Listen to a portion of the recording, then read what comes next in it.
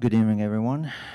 I am pleased to see so many of you today. Today it's kind of a special, I wouldn't say anniversary, but it's the 10th installment in the series that began roughly a year and a half ago. So we're really proud to keep offering philosophical debates and lectures here at Temple University, Japan.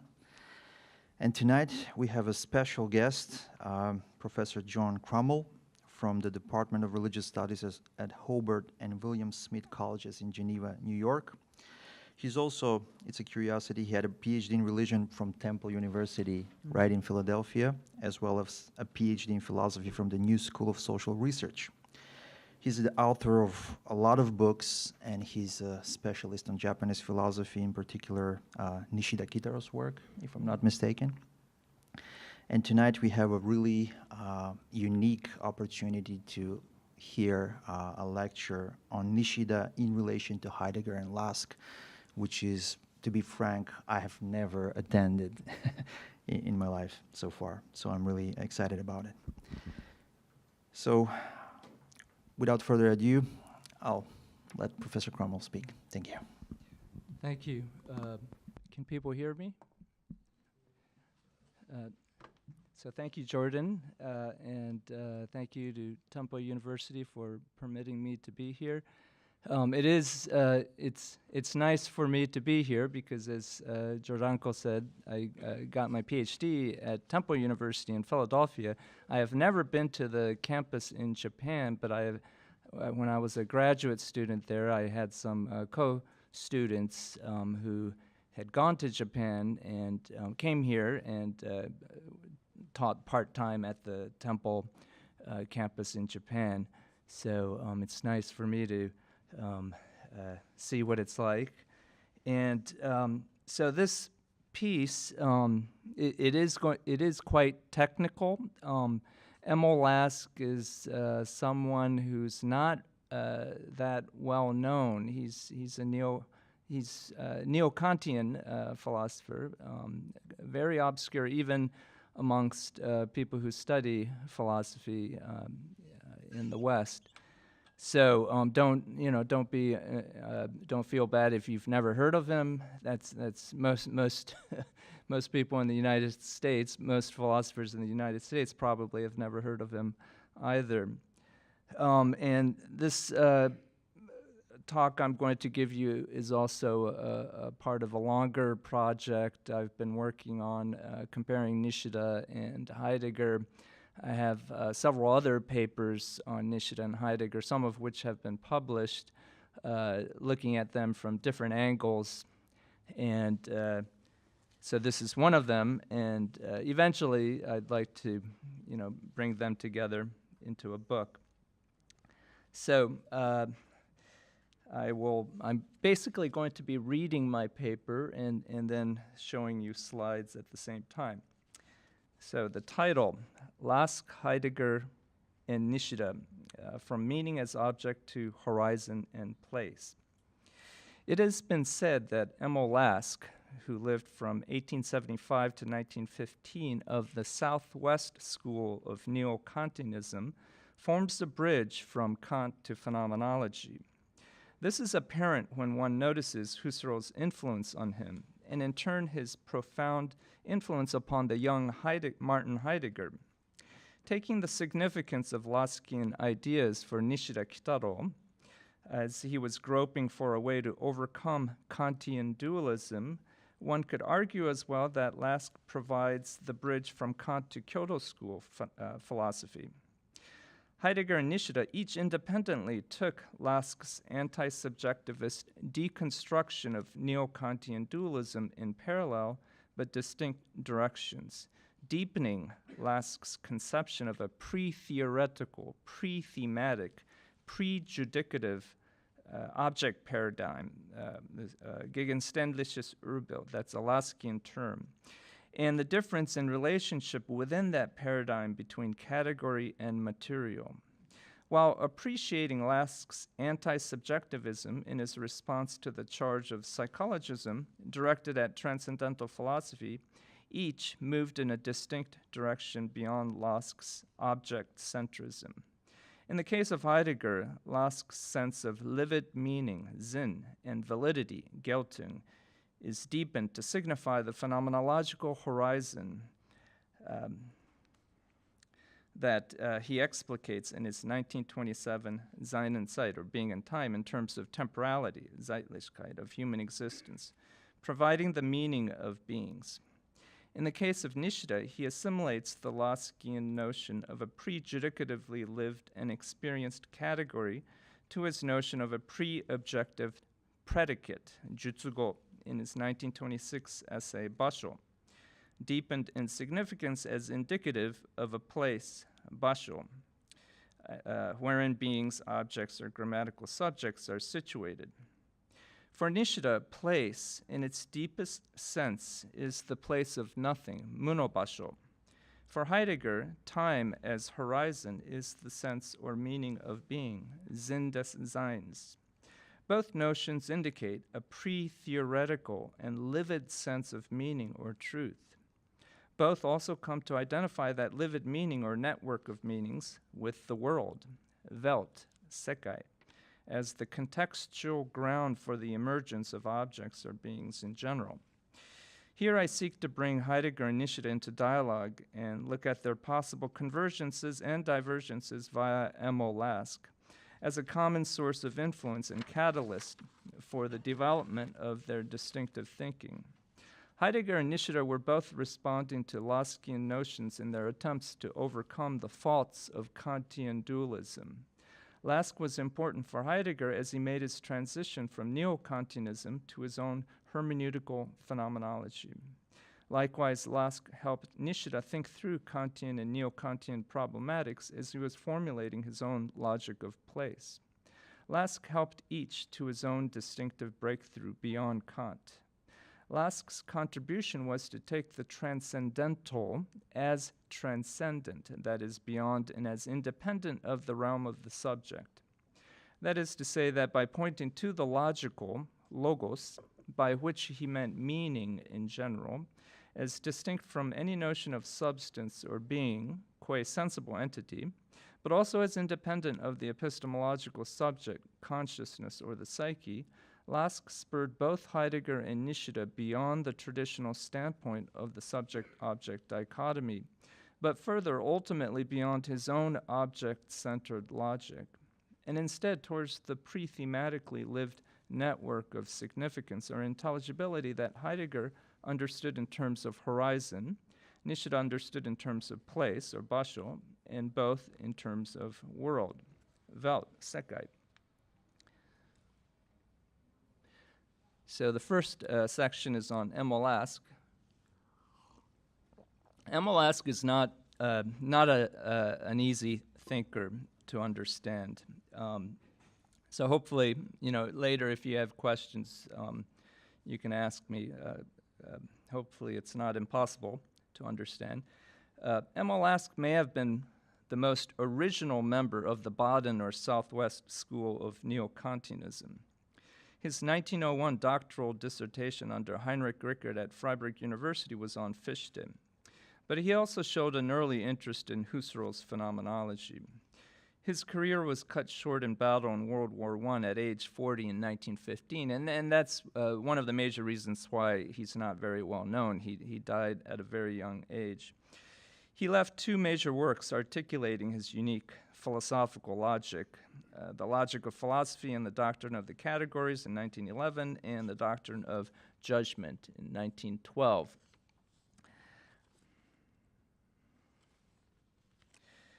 Lask attempted to ground transcendental logic in a realm of transcendental validity, independent of the cognizing subject. He criticized Kant for leaving out of his logical investigations the conditions for transcendental critique itself, the conditions for knowing the conditions of knowledge. Lask proposed that the categories themselves are cognized as valid forms. The object of philosophical knowledge as such is intelligibility, which logically precedes things. He thus proposed a logic of philosophy, a logic of logic, that is, a doctrine of categories. For categories to be objects of knowledge, they themselves must have categories. categories of categories, or forms of forms. Inheriting the terminology of Hermann Lotze, Lask discusses these logical conditions in terms of validity, Geltung. Although he preferred to use its verbal form of being valid, or the valid, gelten, geltendes, what are valid are forms that pertain to their material, whereby their content has meaning. Upon reading the first volume of Husserl's logical investigations, Lask was convinced that the Neo-Kantian notion of normativity for explaining validity was inadequate. This led Lask to a logic of the object untouched by subjectivity. Validity entails a transcendental realm where categories of meaning, sense, value, and so on belong independently of our judging acts or judicative acts. But at the same time, everything given, including the sensible, is already intelligible, meaningful, and thus stands within categorical form. The valid category, however, as form, must always refer to that which is beyond itself, requiring fulfillment in its material, as valid with regard to ... or pertaining to ... with respect to ... The German is hingelten. Form requires its material, but the material content is clothed, umkleidet, wrapped, umgolten, or encompassed, umgriffen, by the form, giving it meaningfulness, or Sinn. Quote, form is indicative of matter, and matter stands in form, unquote. Alone, however, the material is unintelligible, alogical, logically impenetrable, logically untouched, unbetroffenness. Matter is the brute facticity that limits reason, conception, cognition. This irrationality of matter, with its uncategorizable multiple individualities, differentiates form.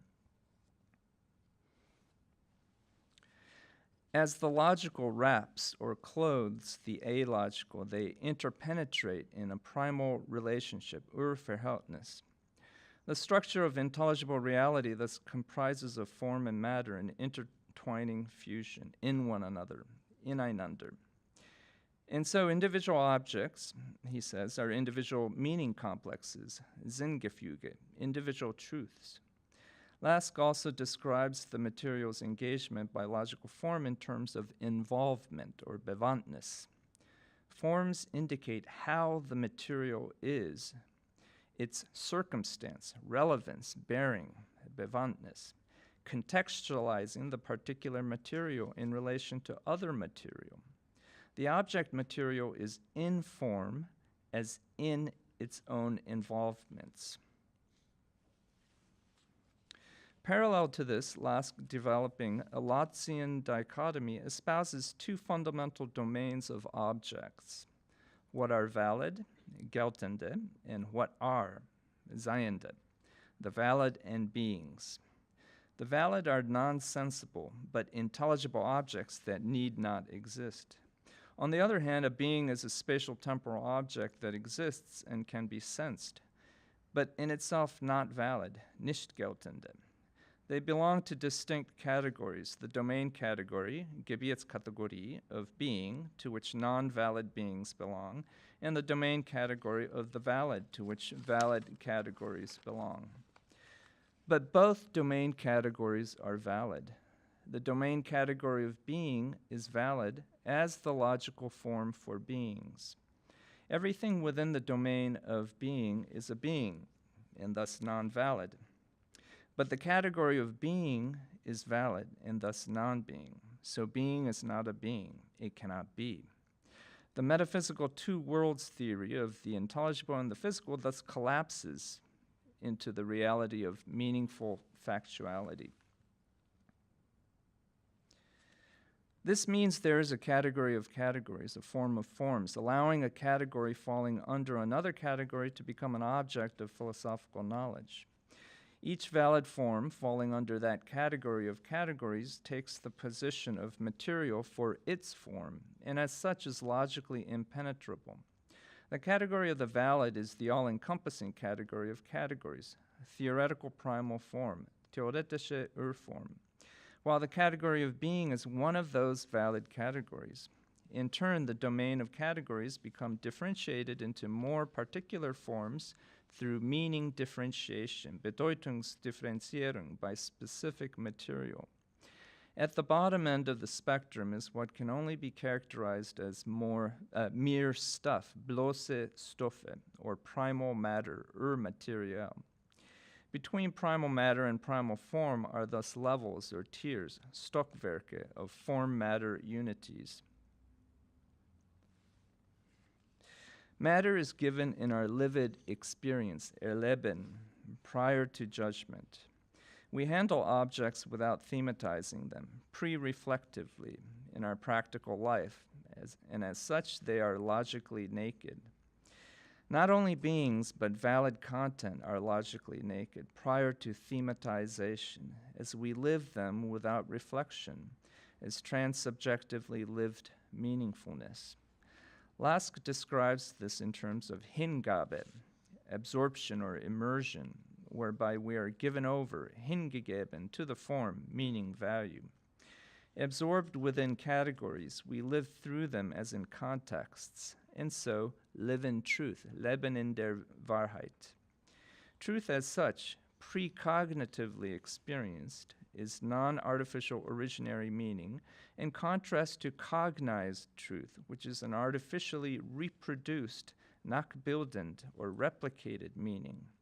The object as this a priori foundation is the paradigmatic or primal form or archetypal, urbildlich, meaning, in contrast to the reproduced or post-form, nachbildlich meaning, constructed in judgment or propositions.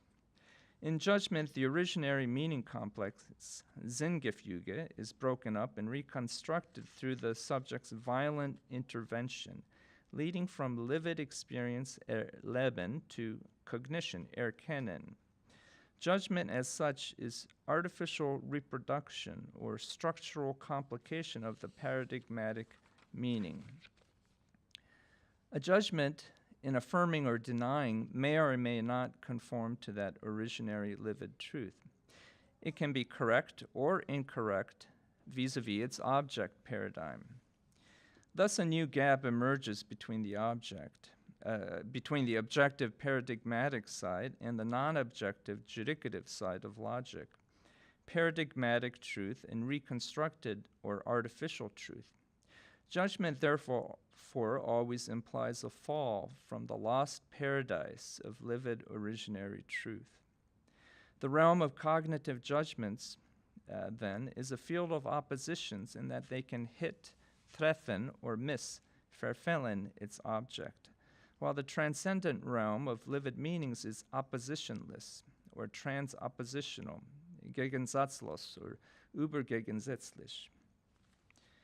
And for those of you who have read Nishida, you would recognize some of these terms because Nishida takes these terms from Lask. From out of that oppositionless object, transcending the oppositions of affirmative and negative judgments, we construct the oppositional object opposed to the subject and to other objects and opposing meanings. Yet this in turn implies the further opposition between the unaffected, logically naked truth of originary meaning and the cognized truth of an artificial reproduced meaning. This gap between meaning and object is really a distance between meaning and meaning, livid meaning and then artificial reproduced meaning. In discounting subjectivity as irrelevant to the issue of originary meaning, however, Lask fails to clarify precisely how judgment and cognition relate to its livid experience.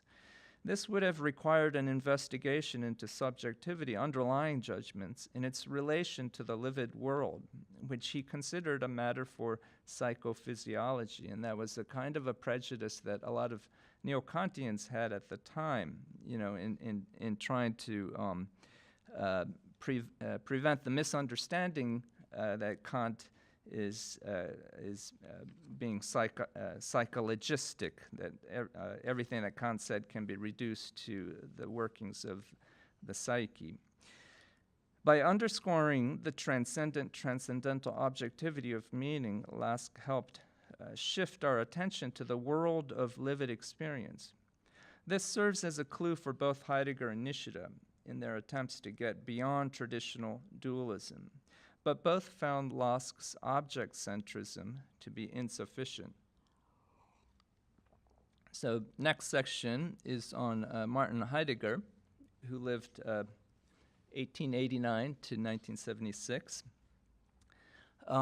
In looking at Heidegger's relationship to Emil Lask, several secondary authors are helpful, but especially Theodor Kisil has written some articles on Heidegger's relationship to Lask, and then also Stephen Krummel has a lot of articles on the relationship of phenomenology in general to Lask.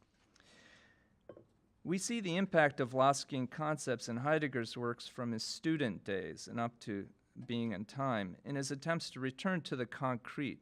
He was introduced to Lask's works in Rickert's seminars as a student at Freiburg. He refers positively to Lask in his first dissertation, and his second dissertation, or habilitation, was very much under the influence of Lask's logic of philosophy. Rickert, his dissertation supervisor, noted that Heidegger is, quote, very much obligated to Lask's writings for his philosophical orientation as well as his philosophical terminology, unquote. As a student, Heidegger reviewed Lask's Logic of Philosophy in a 1912 article, Neuere Forschungen über Logik, Recent Research in Logic. In his own concern to establish a legitimate domain for logic, he found Lask's notion of validity, Geltung, as having transcendental precedence over, quote, the two hemispheres of the entitative, Seiendes, and the valid, Geltendes, unquote, to be important. In his first dissertation of 1913 to 14, Die Lehre vom Urteil im Psychologismus, the Doctrine of Judgment in Psychologism, Heidegger analyzes the nature of judgment and the place of meaning. He turns to Lotze's conception of validity and discovery of that, quote, that decisive expression in the treasury of our German language, unquote, that, quote, besides an it is, das ist, there is an it holds, or das gilt, or it is valid, unquote. And that logical forms as forms of reality, Wirklichkeitsform, are not, but are valid. In this, he follows Lask's development of Lotzean validity as meaning. In his habilitation of 1915 to 16, Die Kategorien und Bedeutungslehre des Duns-Scotus' Doctrine of Categories and Meaning, Lask's influence was at its peak. He repeats Lask's call for a philosophical logic, stating that, quote, logic itself requires categories of its own. There must be a logic of logic, unquote. Transcendental logic as the theory of logical forms belongs to the realm of the valid, an independent domain.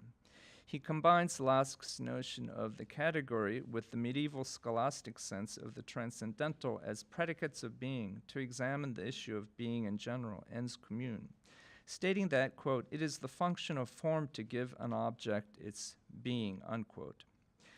He assumes Lask's idea that being is a category, a logical form.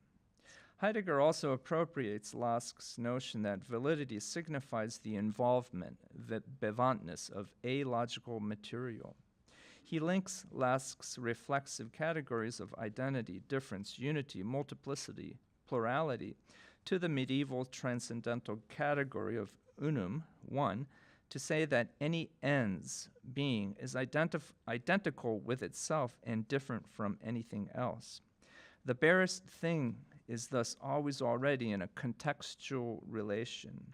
In the simplest tautology of ens est, or being is, the verb being, or is, as the categorical form, is the subject matter's involvement. Quote, even if it is only a matter of being identical with itself and different from something else, unquote. Being something, etwas sein, is the primal involvement, Bewandtnis, of anything that is.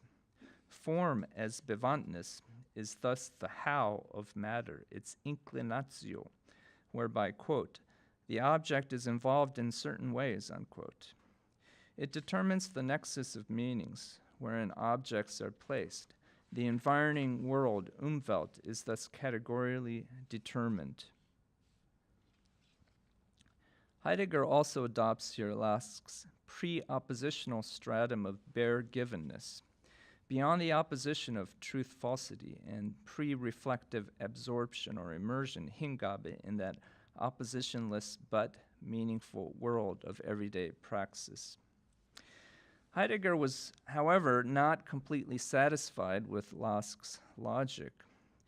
It was, quote, simply not possible to compare judgment meaning with the real object, unquote, as Lask's logic seemed to require, since one knows about real objects only through cognition, judgment.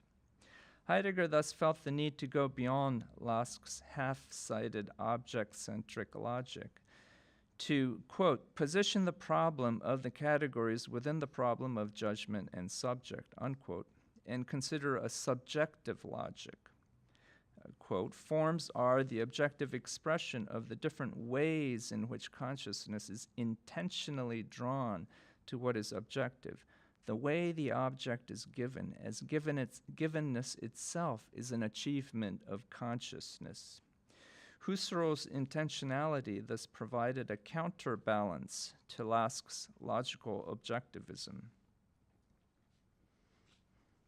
But in turn, Heidegger counterbalances Husserlian intentionality with Lask's doctrine of the differentiation of meaning.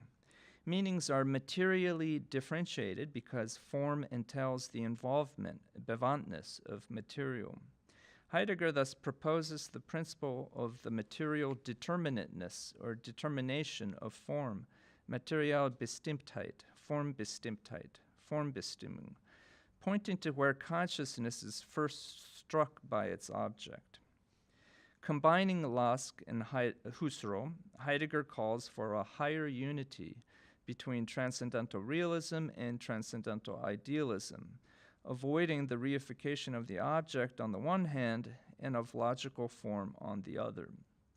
Recognizing the unity of ideal being and historical actuality leads transcendental logic to the recognition of the living spirit, lebendige Geist, the historical spirit, historischer Geist. History as the arena of value formation, Wertgestaltung, here is the meaning-determining element of the problem of the categories.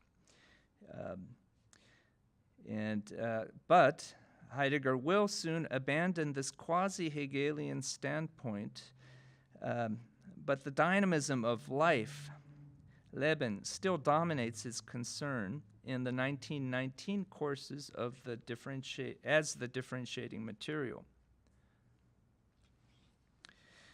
In the 1919 course, Die Idee der Philosophie und das Weltanschauungsproblem, the idea of philosophy and the problem of worldviews, Lask-inspired principles continue playing a significant role. Developing further the material determination of form, Heidegger takes the a priori primal something, etwas, in the realm of livid meaning to be the sheer intentional movement that is the comporting relation of out towards, in whose sense is a worlding, Welten. Thereby he collapses the material in its involvement and in which we are absorbed on the one end and the reflexive category of anything whatsoever on the other. History as matter in material determination is now what motivates the giving of norms or values. Heidegger draws the givenness of matter and the giving of forms into their dynamic intentional unity, whereby, quote, being valid is a phenomenon presupposing not only intersubjectivity, but historical consciousness in general, unquote. Validity is no longer an object, but can only be expressed in the impersonal, it is valid, as guilt. So Lotzian non-being is thus de-objectified in the anonymous event of pre-thematic life. Inspired by Lask's formulation of the reflexive category, es geben, being there, or literally it gives, Heidegger formulates his own idiosyncratic phrases to express this.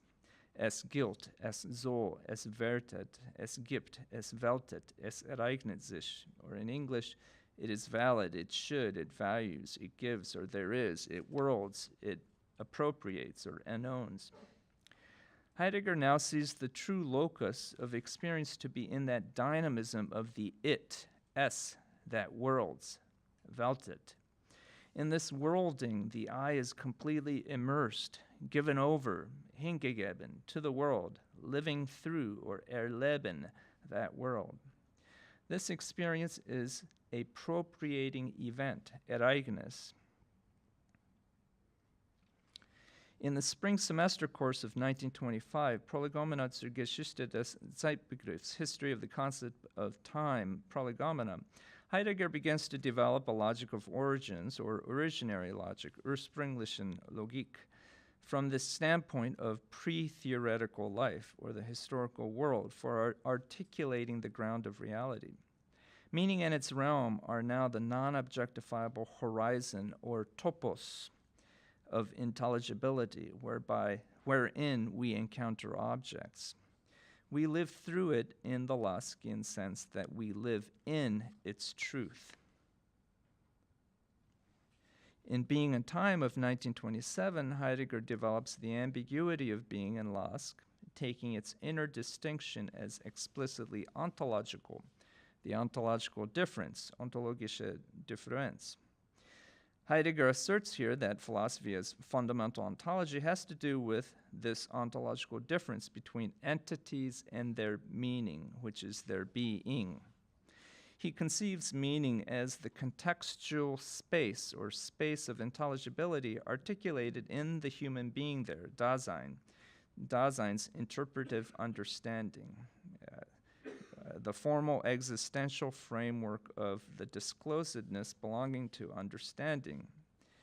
Its structure is categorial, like the valid in Lask, but for Heidegger it occurs with our being there, or Dasein, as an existential category.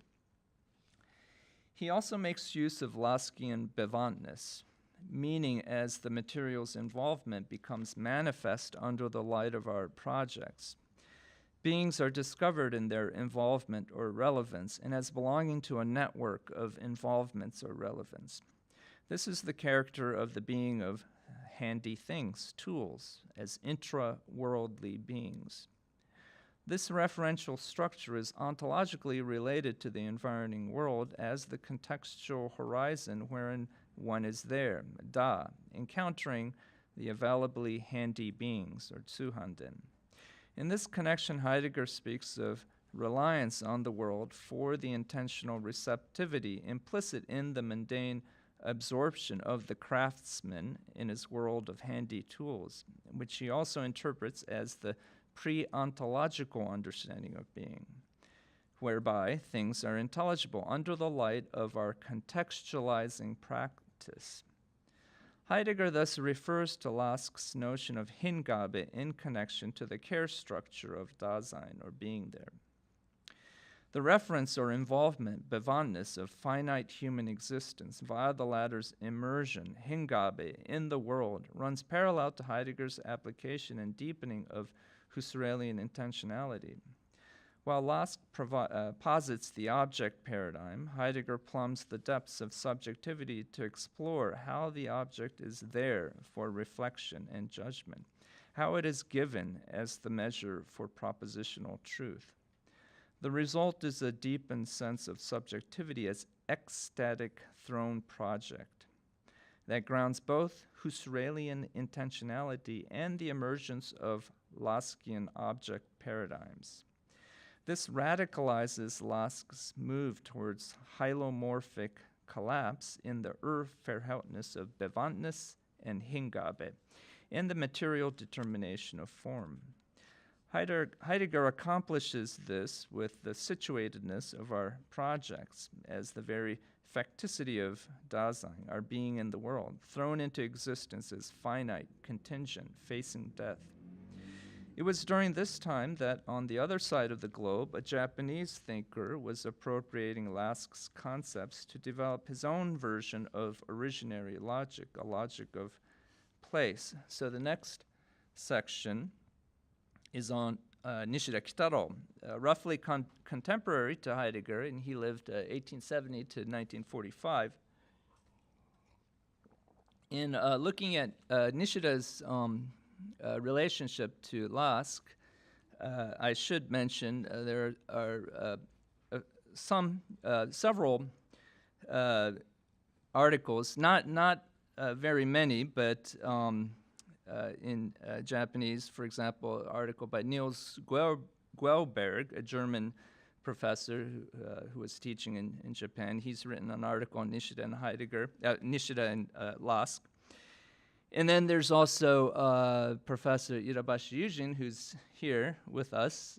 He has a book on, he has two books, excellent books on Nishida, and there's, in one of the books, he has a nice section on Emil Lask. And also recently, Ishihara Yuko, who was Uehara Mayuko's ex-student, Uehara, who teaches at Kyoto University, she has an article on Nishida and Lask as well. So those articles are all helpful. Okay, so Nishida states that his struggle, ever since his 1911 Zen no Kenkyu, Inquiry into the Good, has been to conceive and polish logically the fundamental idea expressed therein. The result was his logic of place. In the mid-1920s, Lask's deconstruction of Neo-Kantian epistemology proved especially useful and served as a catalyst for the genesis of his ideas. The breakthrough to his logic of place came in his 1926 essay, Basho, or Place. References to Lask first appeared here, where we find a concentration of references more than in any other work. Lask's name is also conspicuous in the essay of the same year, Tori no Kasaretaru Ishiki no Mondai, or the issue of consciousness remaining. Further references appear in the 1930 Ippansha no Jikakuteki Taikei, the system of universals in self-awareness or self-realization, and in Tetsugaku no Konpon Mondai, fundamental problems of philosophy of 1933 to 34. In contrast to Aristotle's definition of substance, or ousia, as that which becomes the subject and not the predicate, Nishida defines consciousness logically as that which becomes the predicate and not the subject. While the grammatical subject is determinately particular, the predicate can be broadened in its universality as an endless expanse to an indeterminate nothing, or mu, that encompasses determinate beings, you. A decisive catalyst here was very likely Lask. In the Basho essay, or Place, and other works of the period, Nishida shows an interest in Lask's logic of the valid, Geltendes, and its distinction from beings, Seiendes. Akin to the valid's provision of intelligibility, the predicate becomes the manner in which we can grasp things. Nishida's characterization of the predicate as a place, basho, is reminiscent of Lask's characterization of the domain category, Gebietskategorie, pertaining to its objects. Nishida asserts, quote, "The true a priori is that which constitutes its own content within itself. Thus we may conceive, as in Lask, a domain category, Gebietskategorie, beyond constitutive form.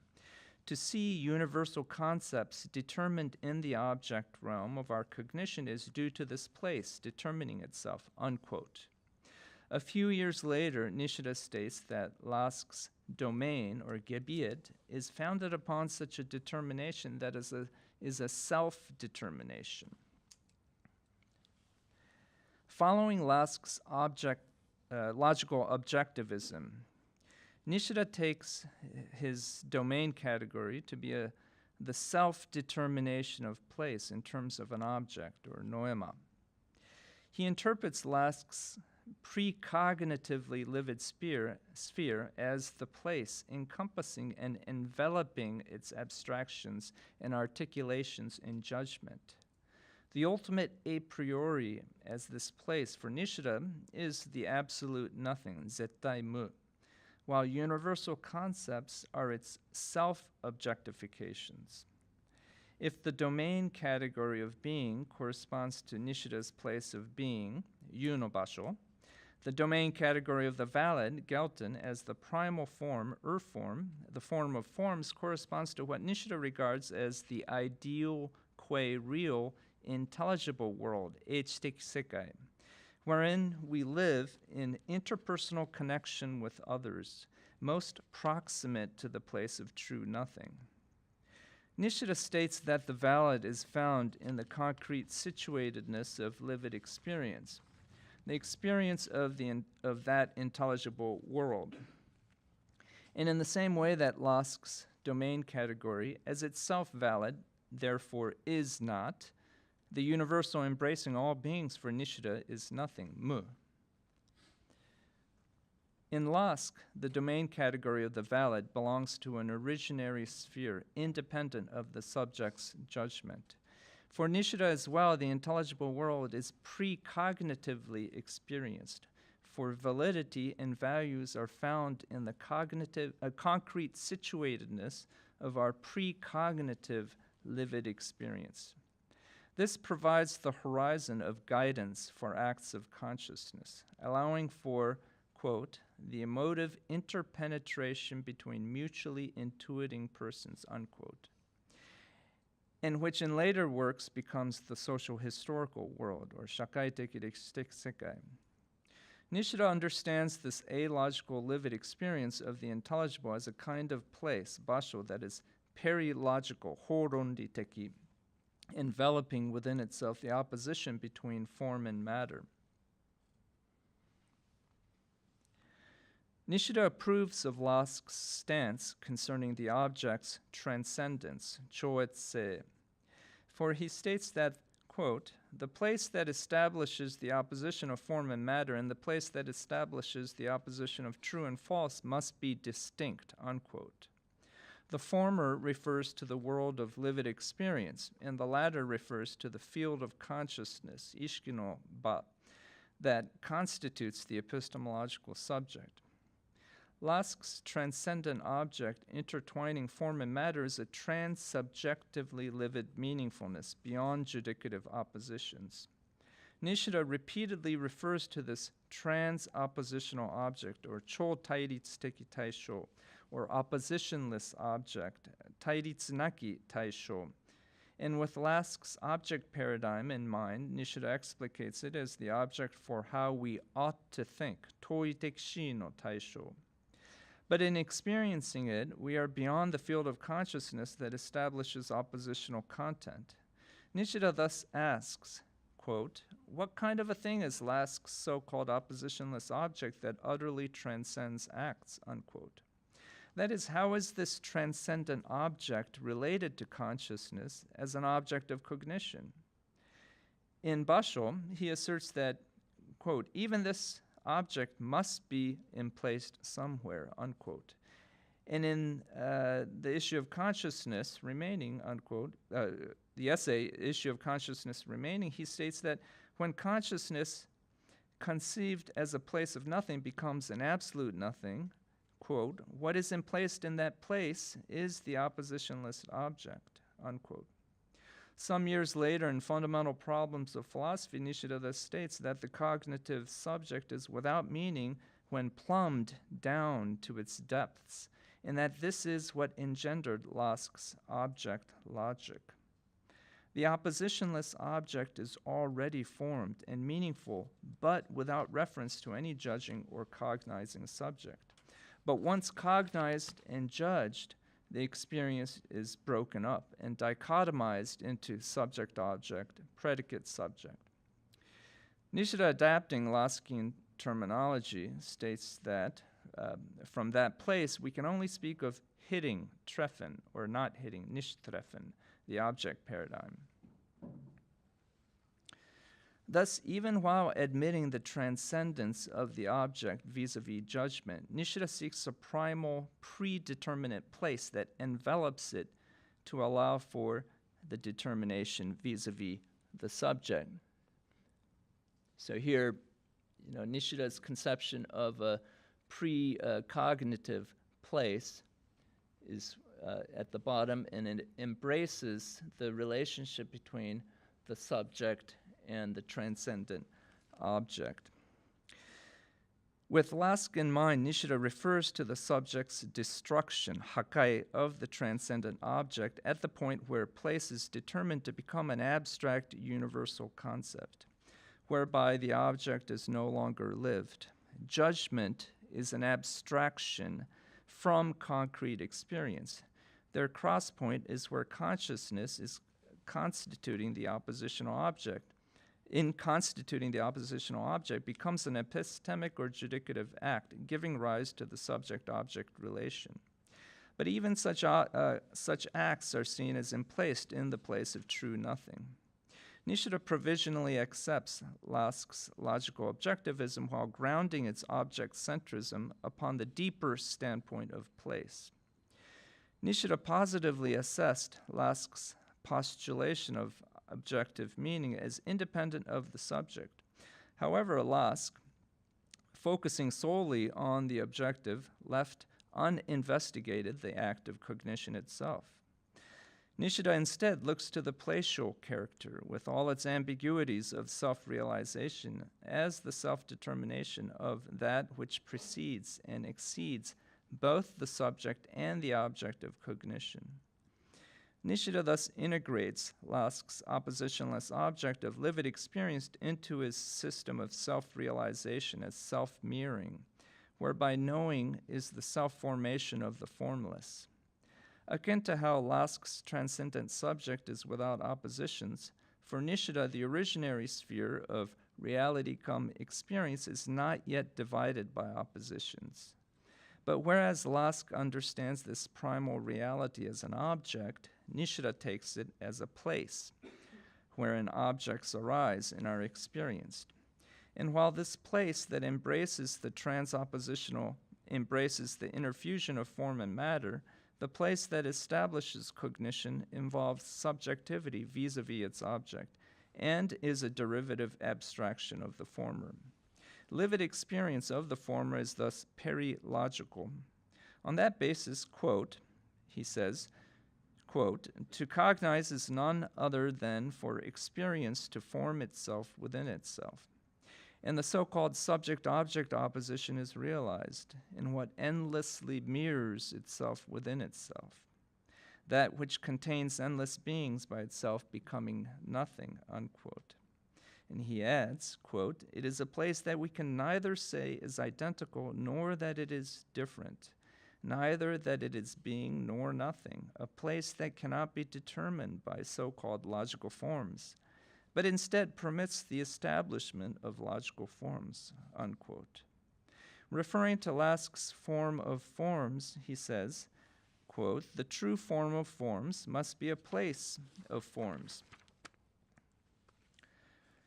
He pursues the form of forms in distinction from Lask in the direction of subjectivity, initially taking the knower as the form of forms and as something like a place.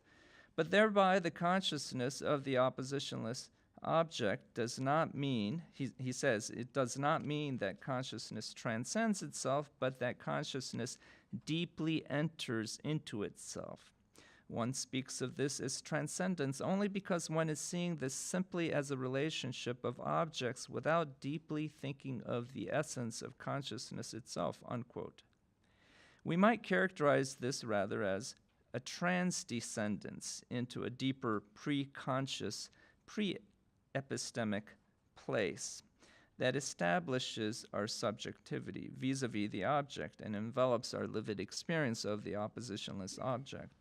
Transcendence towards the transcendent, thus, is reinterpreted as a descent into the primal depths of that pre-subjective place. But at least in suggesting the primal interfusion of being and meaning in immediate intuitable lived experience, Lask had provided a clue for Nishida.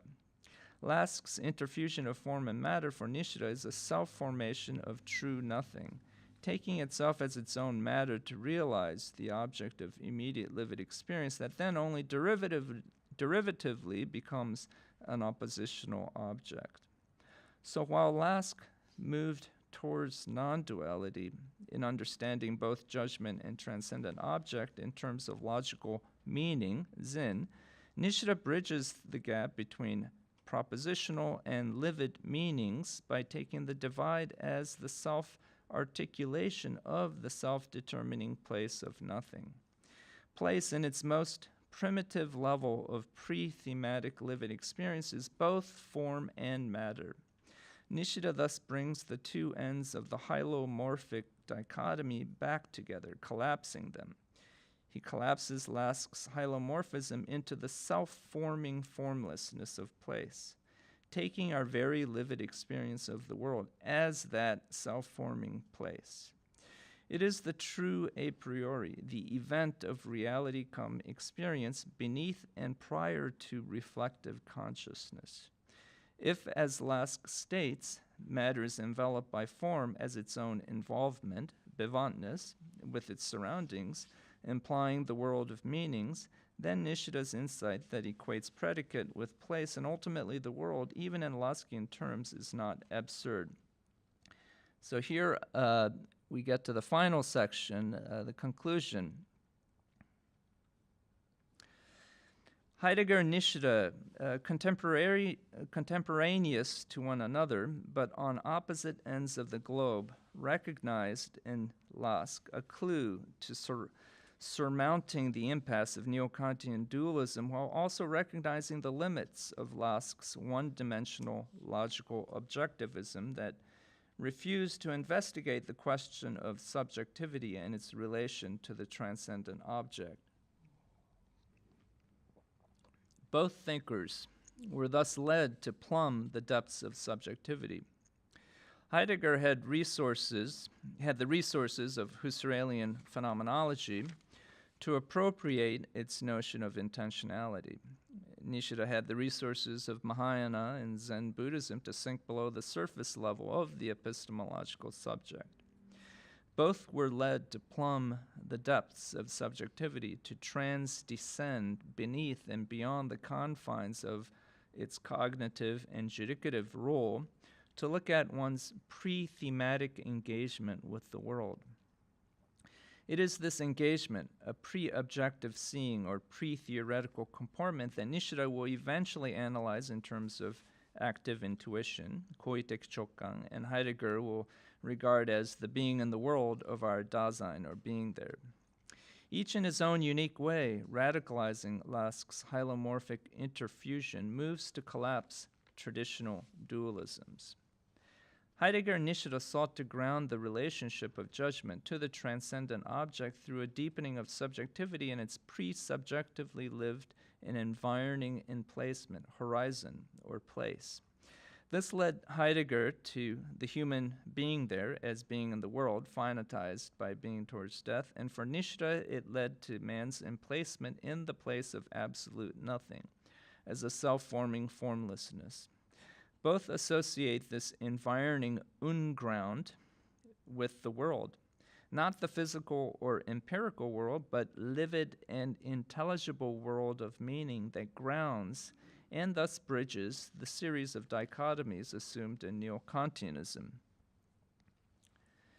Perhaps one of the more important developments of Heidegger resulting from his reading and appropriation of Lask is the ontological difference. But there is an analogous development in Nishida as well. For Lask, being, or sein, as a domain category is valid, but is not, since it is not a being, Seiendes, the distinction Heidegger comes to call the ontological difference. Heidegger, however, understands being, sein, more explicitly in terms of meaning, Sinn, rather than simply validity, and eventually associates this with the horizon for the presencing of beings. And at the time of being and time, the ultimate horizon is temporality that finitizes human Dasein, or being there. The analogous development in Nishida is in his association of Laskian validity as the intelligible world, echtek sekai, with place, basho, as that wherein beings arise and disappear. And just as in Lask the valid is not, as opposed to beings that are, in Nishida that place is ultimately a nothing, mu, in distinction from beings, you. And for Heidegger also, being is not, and hence is not a thing, nothing, nichts.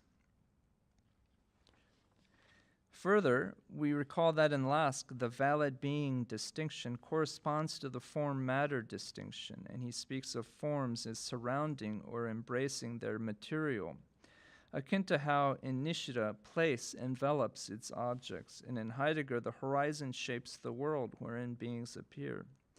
In other words, that which is not envelops or surrounds, environs that which is.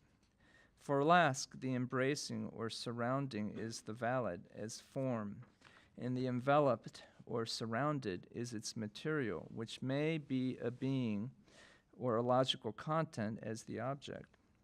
For Heidegger, the enveloping as horizon is the meaning or being of beings, and for Nishida, the enveloping as place is the nothing, backgrounding the foregrounded beings. For all three, Heidegger and Nishida, as well as Lask, what envelops beings is not, that is, not a being. Moreover, Lask's use of the verbal form, gelten, like sein, suggests its verbal significance as the act of being valid.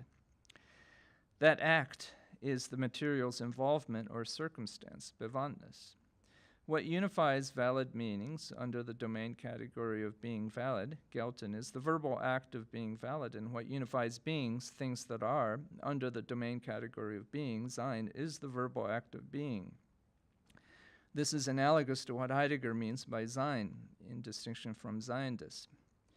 But on the other hand, Lask's characterization of the category as a domain in distinction from the material things belonging to it and of form as embracing its matter at least partially appears to have inspired Nishida's notion of place, basho.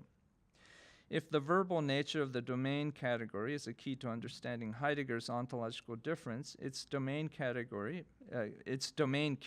may be a hint for understanding Nishida's notion of place in distinction from the implaced.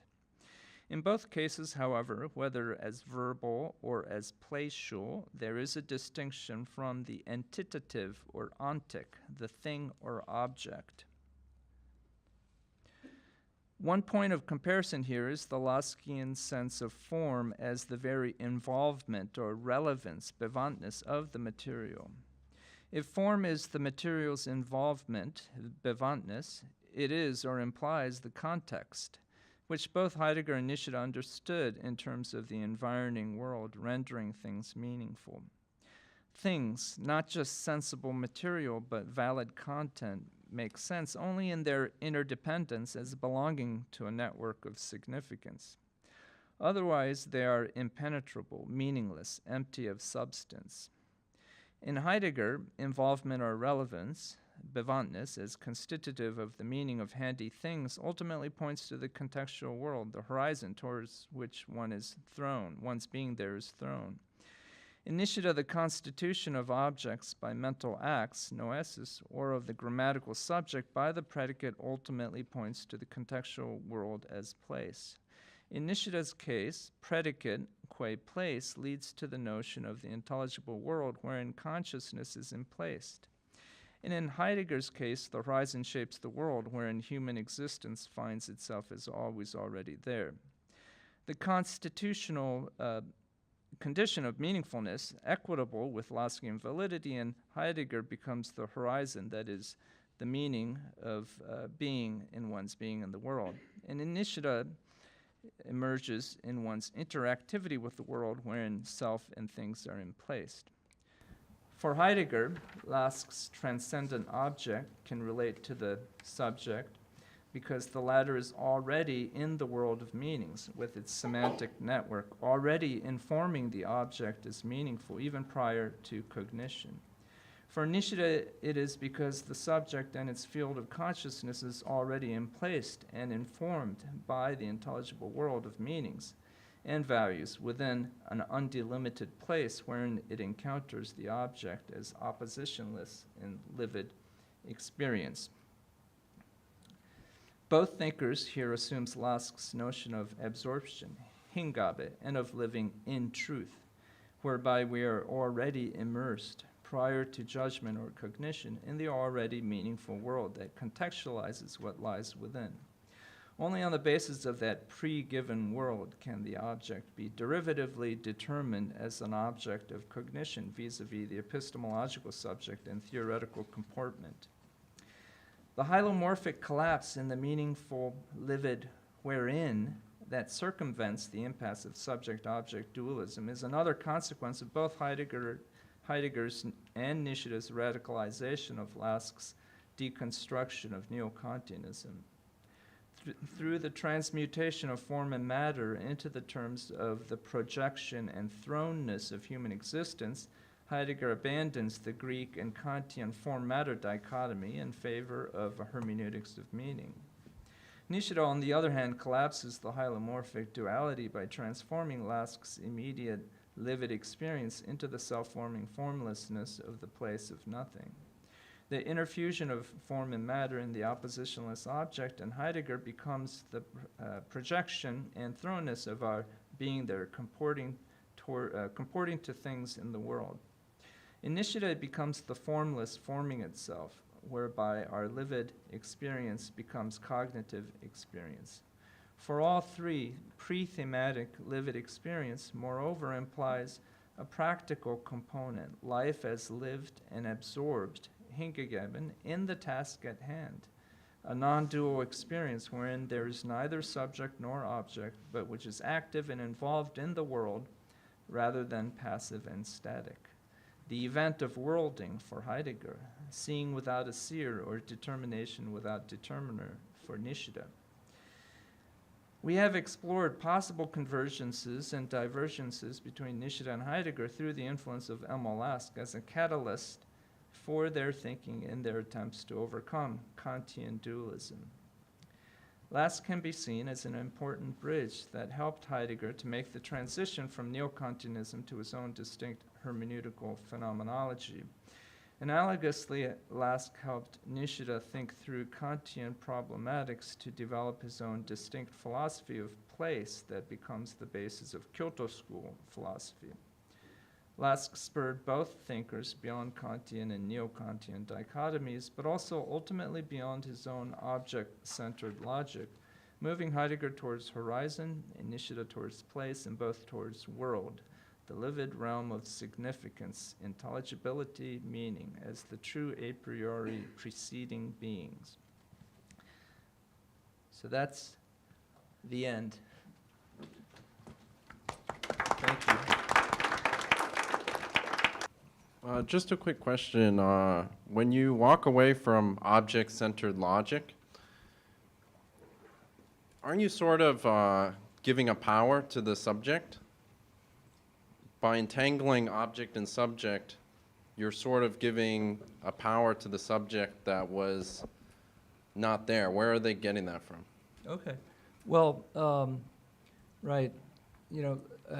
Lask's deconstruction of Kantian dualism is, the whole point is to overcome the dichotomy of subject and object. And the problem for both, I think for both Nishida and Heidegger with this sort of a dualism is that when you focus on the subject's relationship to the object, you're also treating the subject as an object. The subject, the epistemological subject, also becomes treated as an object. So it's a relationship between object and object. And so this is an object-centered worldview. And so in different ways, Nishida and Heidegger are trying to find a different way of looking at the world that's not reducible to objects. And they think, in the case of Heidegger, there is an a priori, something that underlies our worldview in terms of objects, something that is not reducible to the object. So for the early Heidegger, leading up to Being and Time, and then in Being and Time, he eventually sees this in terms of what he calls the horizon and the world that we are thrown into. We're thrown into this world even before we start looking at things in terms of objects. You know, we're already immersed in the world, handling things. You know, so the example for Heidegger, the famous example, is the craftsman, which I mentioned in the paper. He's already dealing with things around him in his workshop, using tools, and he's not thinking of the tools as objects. You know, he's just using the tools without reflecting on them. And it's only when the tool breaks down, then that's when the objectifying worldview comes into play, and then that leads to the scientific cognitive mode of looking at things in terms of objects, right? And Nishida also, in the 20s, he talks about eijiteki sekai. That's there before we start cognizing things in terms of objects. We're already in this world, intelligible world, which is informing us in how we deal with things, our values, and they're already assumed, presupposed by us before we start reflecting on them. And so that, for him, becomes what he comes to understand in terms of Basho. So in both cases, it's a view towards something that is pre-objective, and it's a priori, it's transcendental in the sense that it's prior to our objectification of things. And they wanted to focus on that. They thought that's important because that informs our worldview in terms of objects. My question is about Emil Lask's philosophy. So if I understood it correctly, he says that our judgment is assessed by its validity, the form of forms. So my question is, did he distinguish the theoretical judgments from axiological ethical judgment? Well, you know, axiological judgments, it depends on whether it's a theoretical, reflective axiological judgment. Well, I mean, actually, in general, if you're using the word judgment, if he uses the word judgment, for him, everything that he calls judgment becomes derivative. You know, so axiological judgment for him would be theoretical, but prior to that, there is a kind of a sense in which we are immersed in these values or validities even before we reflectively think about them, and they inform us in the way we live in the world. So we have a pre-thematized assumption of what later then we reflectively think about them, and we, you know, consciously then we can you think of them as, you know, we might thematize them in terms of axiological judgments, but even before we do that, we're already we're immersed in categories, what he calls categories, and so which are validities, you know, and which are values for him. Yeah.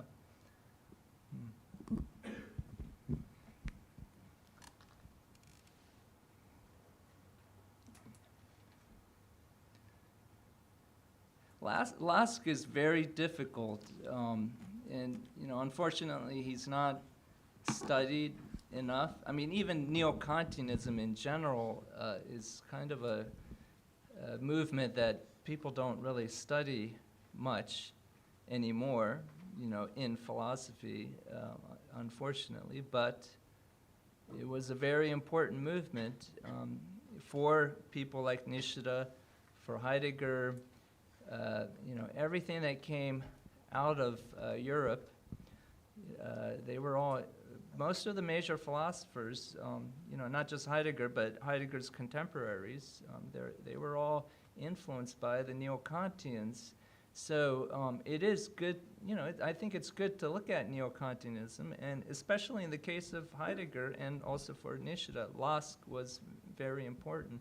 And Lask is also interesting because he's this strange bridge, between Neo-Kantianism and phenomenology, because he was reading Husserl, and one of the reasons why Neo-Kantianism becomes forgotten is because phenomenology as a movement ended up taking over, as the popular philosophical movement in Germany at the time. But, Lask was sort of the bridge because he was reading Husserl, he was influenced by Husserl, and then in turn he influenced people like Heidegger. So Lask in that sense is very interesting, and it's unfortunate that he died at a young age, at age 40, because he volunteered in World War I, and he ended up dying. A lot of people say that if he lived longer, he would have produced more important works. And so, yeah. So it's Lask is interesting to look at, I think. Yeah. I have a question. Actually, I would like to ask you to clarify something. Okay. I'm not an expert on Nishida, so please forgive me if I make or if I misinterpret anything. But from what I can see from other conferences and when we talk about nothingness in Nishida, I wonder, how different is this from, let's say, a philosophy of immanence? Because if we talk about the dual divide that is seen as self-determination of nothingness, that things, let's again, emerge out of nothingness and disappear back into nothingness.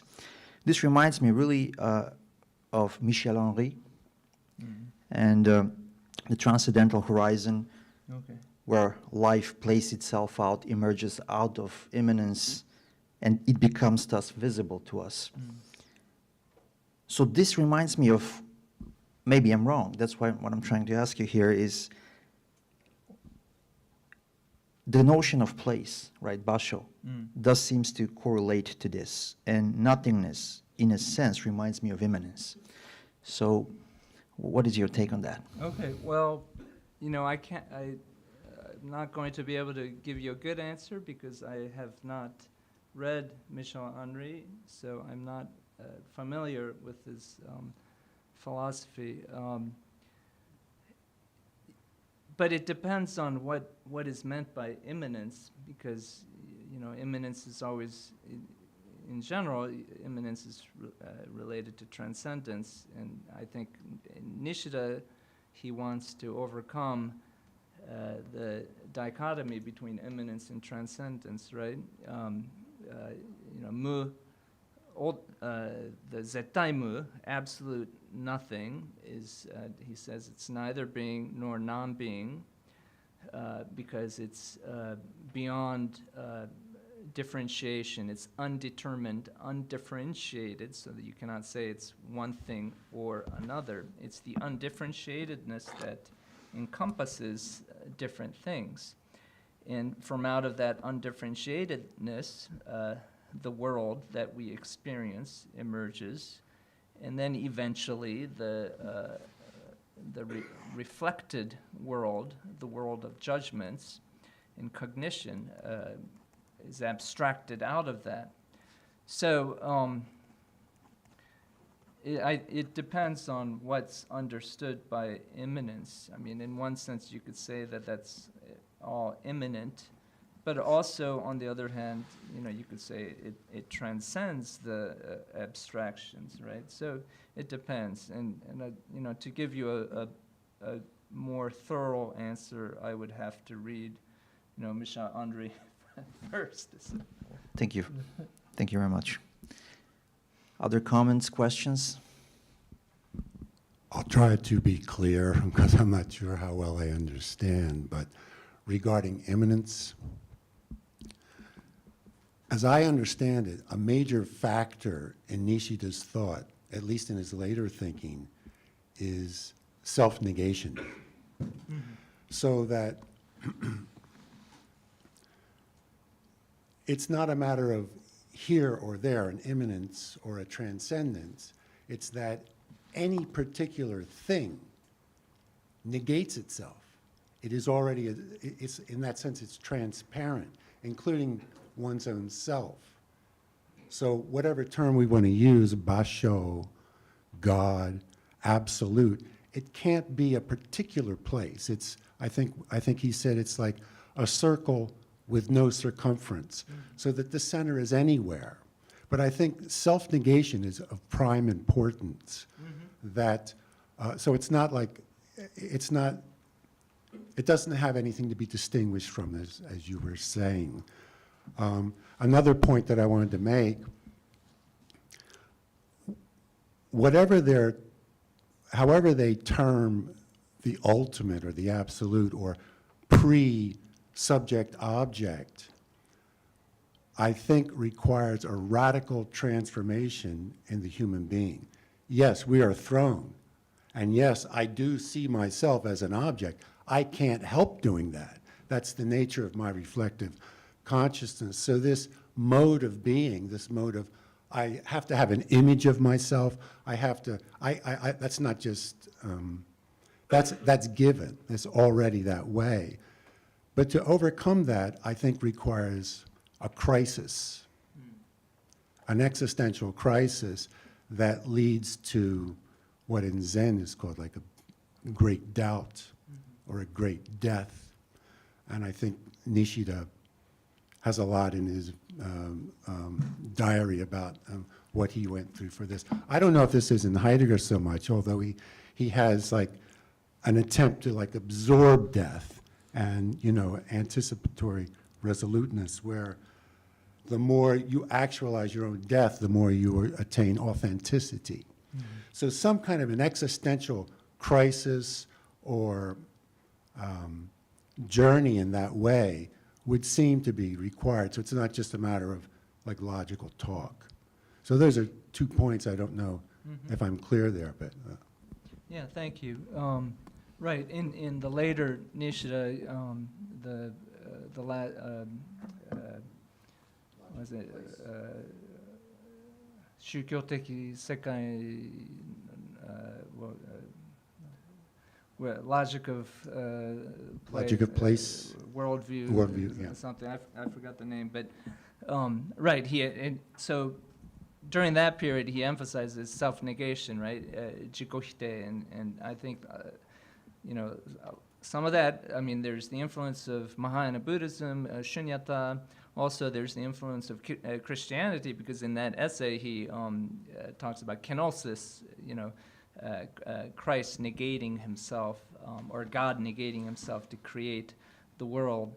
So it's interesting. He brings, you know, he uses both Christian and Buddhist ideas to talk about self-negation. And so certainly in the early Nishida, because my talk was mainly focused on the early Nishida, there are seeds, you know, I think seeds that eventually lead to those ideas later.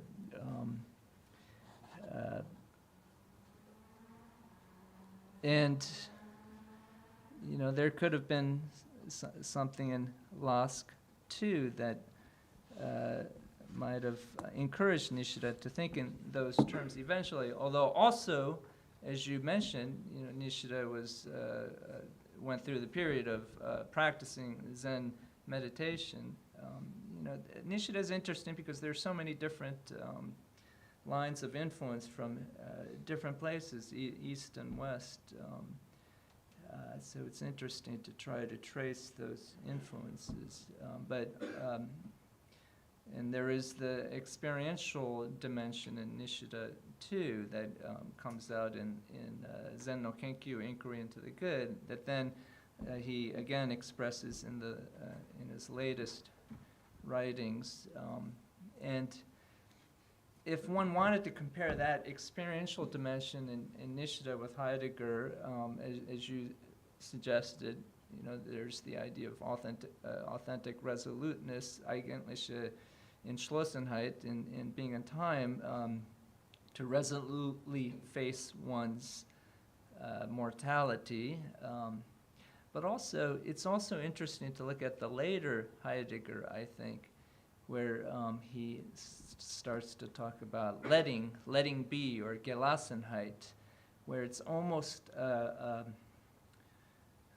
reversal of an attitude, because in being in time, the focus is still on, according to the later Heidegger's self-critique, he notices that he was focusing too much on the individual design, and he wants to talk about being without the focus on design. So authentic resoluteness still has this sense of being resolute and facing one's death. But then in the later Heidegger, he starts to talk about letting be, which is a different attitude. And the letting be, or Gelassenheit, or releasement, it's a releasement of being, but then that of is both accusative and genitive. So that the releasement of being there, in one sense is the object, you're letting beings be, but on the other hand, the thing that's letting beings be through you is not ultimately yourself, but being is acting through you, you know. And that, to me, is comparable. One might compare that to Nishida's idea of inverse correspondence, gyakutayo, where the one who is negating oneself is ultimately not yourself, but it's the absolute, or the nothing, that's negating itself through you. And your own self-negation is an expression of the nothing's self-negation. You know, Nishida gets that, he gets that partially from the Christian idea of kenosis, but he also gets it from Pure Land Buddhism, where the focus should not be on yourself. You're not negating yourself, but it's, you know, in Pure Land Buddhism, it would be Amida who's acting through you. So it's interesting, you know, if you look at the later Heidegger, there might be a kind of a reversal or a turn in Heidegger that's comparable to what Nishida's talking about, maybe. So there's a lot of ways in which we can bring Heidegger and Nishida together, I think. Enough time for one more quick comment or question. James.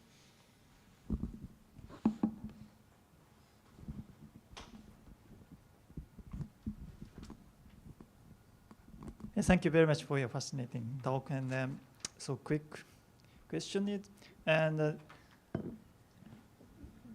relationship between Nishida's notion of jikaku, self-realization, it's a very, in a sense, one of the most important notions in Nishida's thought, jikaku. And what is the relationship between jikaku as a self-determination of the time no basho, the place of absolute nothingness, and the pre-propositional or pre-theoretical character of the place of nothing, absolute nothingness, because you mentioned, of course, that's true. You mentioned the pre-propositional character of absolute nothingness. Of course, it's true, but and Nishida, of course, strongly mentioned that the time no basho, the place of the absolute nothingness, is the place of the self-realization or self-awareness of our deep, maybe authentic self. Yes. So what is the relationship between them? Yeah. So that's a good question, and it really depends on what one means by self, you know. And so I wanted to, in my talk, I didn't want to emphasize too much the idea of the self because I wanted to get to the sense that the a priori or zetaimu is beyond what we normally, ordinarily think of the self. But as you suggest, Nishida does, use the sense of ji or self in a broader sense too. That's beyond the epistemological subject. That's broader and deeper than the cognitive subject. So it depends on what one means by self, But since the true a priori is supposed to be zettai mu, it's undifferentiated, predetermined or undetermined, and so I myself would rather not use the term self because we tend to think of the self as the individual self, But Nishida himself did use the word self in that broader sense. But I think what he meant was ultimately something that's not the individual self, right? And sometimes he even talked about the experience as determining itself, right? And there's that famous quotation in Zen no Kenkyu where he says that it's not that there's experience because there's the individual, but rather there is individual because there is experience. So experience is somehow there before there's this thing we call an individual person. So that's the sense I wanted to get at. So it really depends on how one understands self. Thank you. Thank you for your questions and comments, and thank you for coming tonight. That's all the time we have for tonight. Thank you very much. Thank you. You.